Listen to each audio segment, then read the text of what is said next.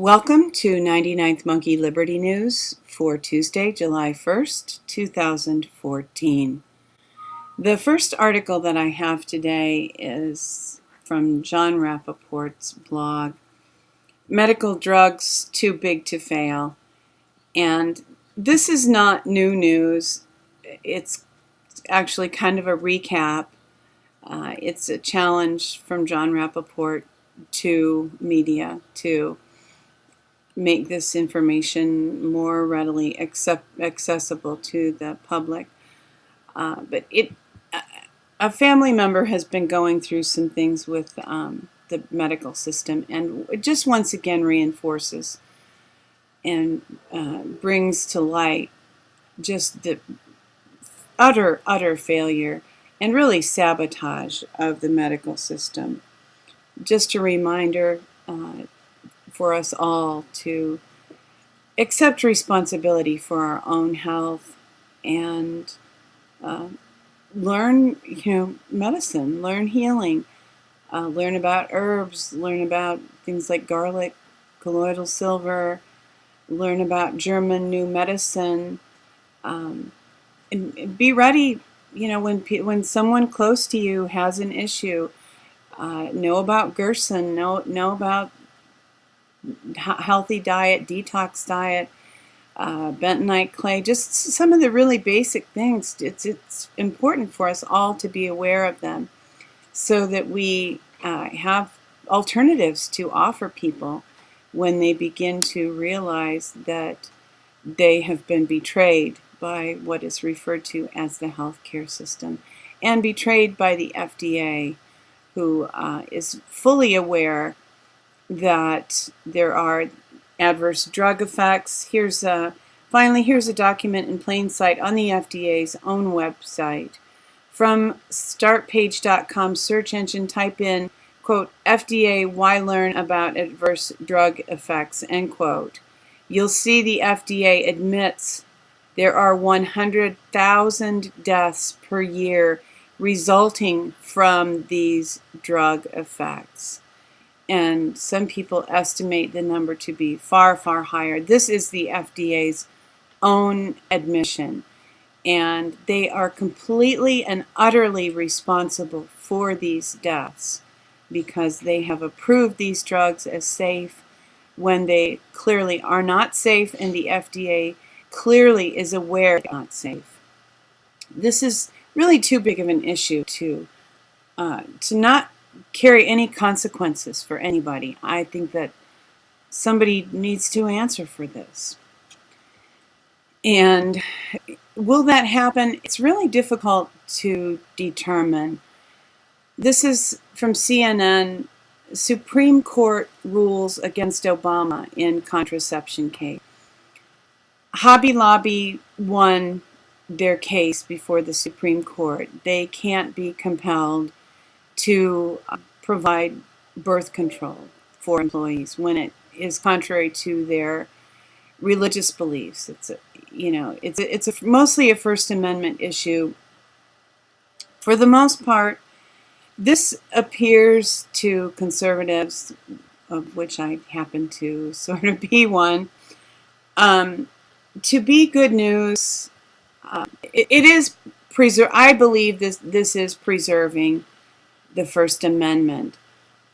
Recently, there have been some Supreme Court decisions that I would consider to be positive, but it actually, what appears to be progress, makes me a little uneasy because it seems that the controllers are still in control. And what do they have planned in the long run? But, people are becoming very aware of some of the problems. This is a meme that Congressman Jim Bridenstine posted on Facebook. Problem: the IRS is used as a punitive weapon. Solution: repeal the 16th Amendment and eliminate the IRS. I think that's a great idea. Again, I feel a little suspicious when some of these ideas gain so much traction. because whatever makes big news cycle, I'm suspicious. What is the plan? How do they want to direct the anger that people are feeling? But here's more on the IRS. There's a Fox News poll. Believe IRS emails were destroyed. 76% of people said that they were deliberately destroyed. 12% that they were accidentally destroyed. Now this adds up to 88%. So, it's possible that many, many more people really believe that they were deliberately destroyed. But where is this going to go? Who's responsible? Nobody wants to, at least Congress doesn't seem to make any kind of effort to impeach Obama. This is just, is somebody trying to incite revolution? Where do we go from here? And Daniel Bongino is the one who posted this, and his comment is, "I'm sorry, but I can't get past this IRS scandal. It is infuriating that those who confiscated our tax dollars decided to use those dollars to target us for our political beliefs, which are protected by our Constitution. What is more disturbing is watching Democrats sell their souls in front of the presidential altar of power to defend the IRS, as the American people look on in disbelief." Where does something like this go? And, people who are aware of what's going on know that open revolution at this point would probably be just about the biggest trap that we could fall into. And by open revolution, I mean, fighting and physically fighting.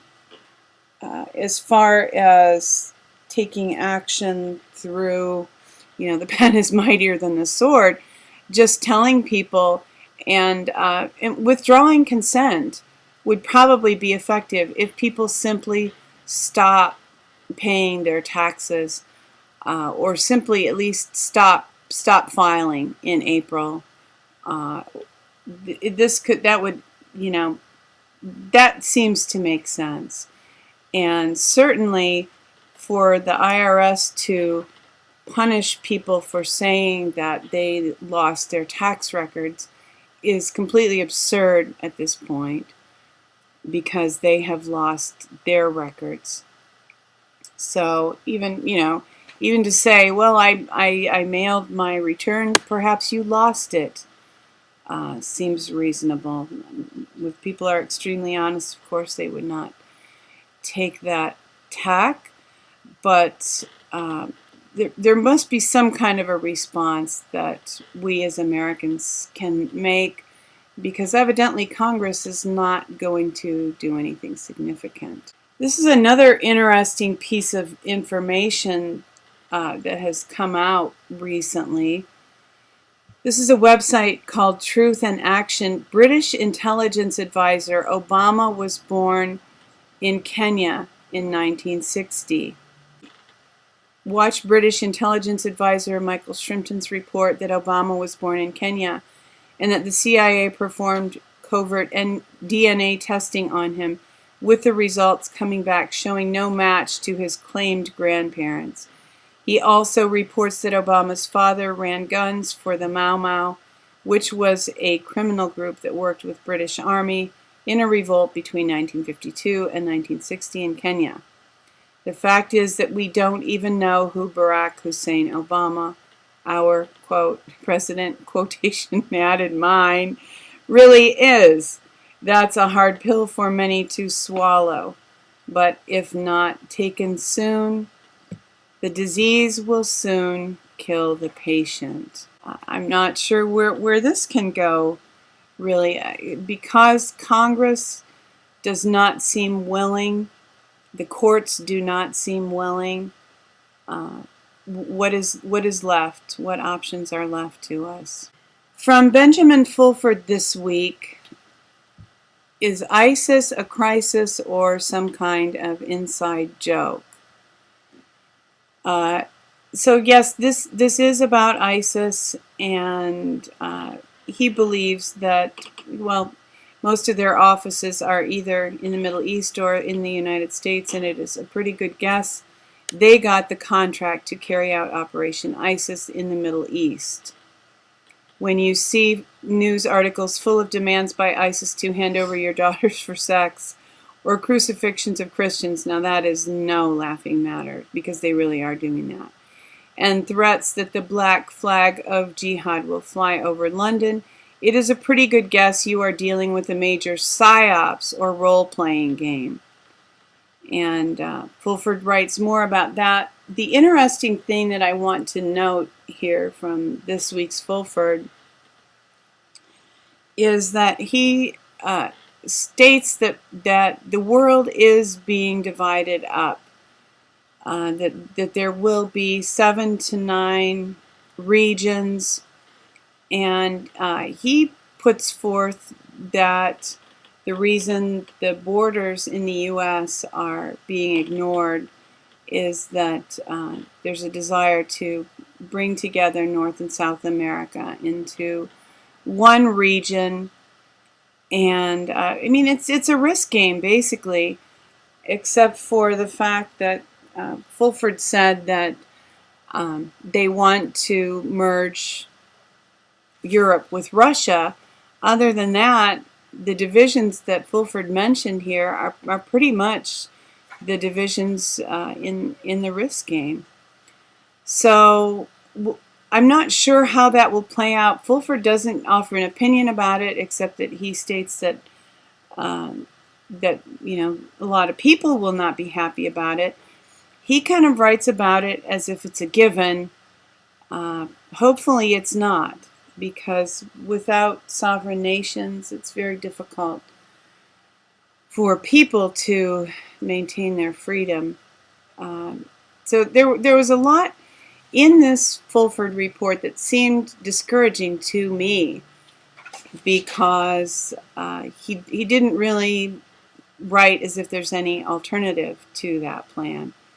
He did at the same time write that BRICS is establishing a bank, and I think that they'll have that ready to go. I think he wrote July 20th, and that China is also establishing a bank, and that these are meant to be alternatives to the IMF and the Bank of International Settlements, because those institutions have refused to change in ways that would benefit the rest of the world, share the wealth, so to speak, not in a socialistic way, but take the process of creating money out of the hands of the Federal Reserve bankers.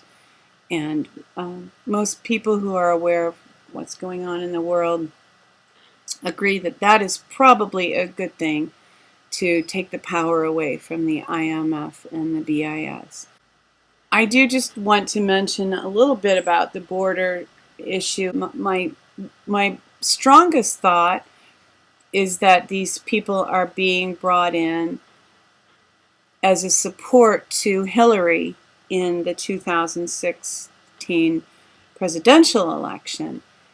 And certainly I believe that is a major aspect of this. And as you know, as the king of the world, William Van Dyne has stated, she is going to be the next president of the U.S. God help us. I hope that that will not be so. I believe that God will intervene. And I was actually reading this morning in 2 Kings about an Assyrian who was threatening Hezekiah, the king of Israel, and just really writing him letters and threatening him and telling him that God wasn't going to protect him. And Hezekiah humbled himself, cried out to the Lord, and Isaiah brought word to Hezekiah that God had determined that the king of Assyria was not going to be able to have the power over Hezekiah that he believed that he had, and God powerfully intervenes. So sometimes when people think they're the king of the world, they're leaving out somebody who has a rather high position, and that is the Almighty God of the universe. So as strong and firm and indomitable as some of these people and plans appear to be, God has other plans, and these plans can, through history, very frequently come to naught because God intervenes. So that is a bit of good news, but I wanted to have something a little more specific in terms of what's happening in the U.S. And since this is the week when we celebrate Independence Day, I wanted to check in with the 10th Amendment Center and see what is going on there. And they have revised their website a little bit, I think, since I visited last. And this is on their homepage. They have some really helpful information here. James Madison's blueprint. The father of the Constitution taught us just what to do to effectively resist unconstitutional or unpopular federal acts. 4 steps you should take in your state today. They have the 30 enumerated powers. The federal government is only authorized to exercise those powers delegated to it in the Constitution and nothing more. The Rosa Parks method. She taught us all how to deal with laws that are unconstitutional, immoral, or unjust. Saying no can change the world. A 10th marketing plan, nullification in 1 lesson, and it's the people's right. Effectively defending American federalism requires us to remember that federalism was not created by the states, nor was it created for state benefit. It's created for the people's benefit. Thank you for tuning in for today's 99th Monkey Liberty News. Weeping may endure for a night, but joy comes in the morning.